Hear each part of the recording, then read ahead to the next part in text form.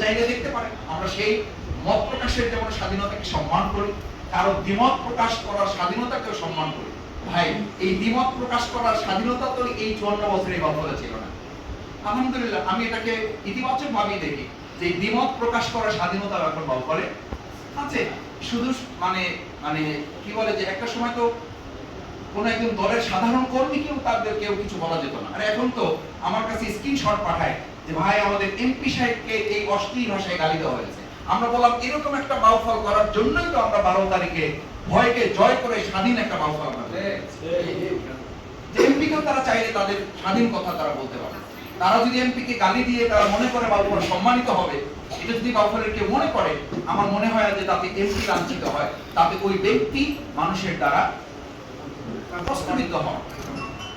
আমরা মনে করি না যে দ্বিমত প্রকাশের স্বাধীনতা গলা টিপে ধরতে হবে।